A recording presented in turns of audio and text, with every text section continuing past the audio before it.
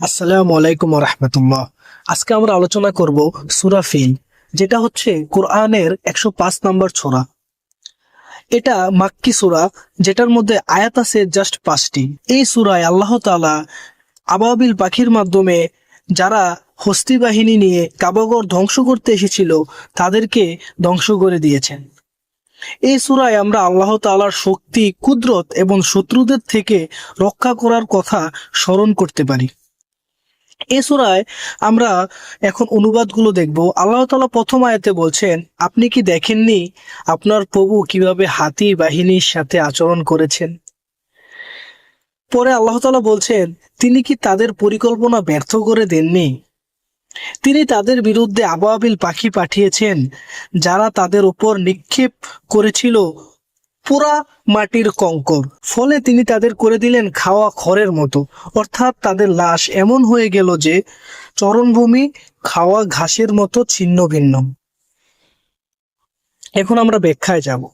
ইতিহাসের প্রেক্ষাপট থেকে আমরা জানতে পারি সূরা ফিল একটি ঐতিহাসিক ঘটনার দিকে ইঙ্গিত করে।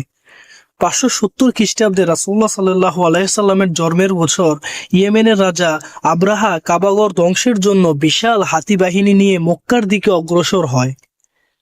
তার উদ্দেশ্য ছিল কাবাগরকে ধ্বংস করে তার নিজের গির্জাকে আরবের উপাসনা কেন্দ্র বানানো। কিন্তু আমরা এখানে দেখতে পারি আল্লাহ তাআলার কুদরত।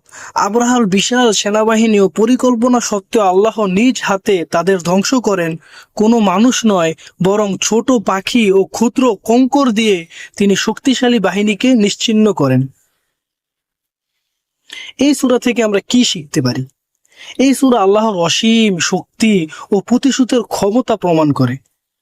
এটি মনে করিয়ে দেয় যে যে কেউ আল্লাহর গড় বা তার বান্দার ক্ষতি করতে চাইবে, আল্লাহ তাদের ধ্বংস করবেন। আল্লাহ তার প্রিয় বান্দাদের সুরক্ষা দেন এবং তাদের রক্ষা করতে অদ্ভুত উপায় অবলম্বন করেন। আমরা সূরা ফিল থেকে আমাদের ঈমান দৃঢ় করতে পারি, আল্লাহর প্রতি ভরসা রাখতে পারি। শত্রু যখনই শক্তিশালী হোক, আল্লাহ সর্বশক্তিমান এবং তার পরিকল্পনায় চূড়ান্ত পরিকল্পনা।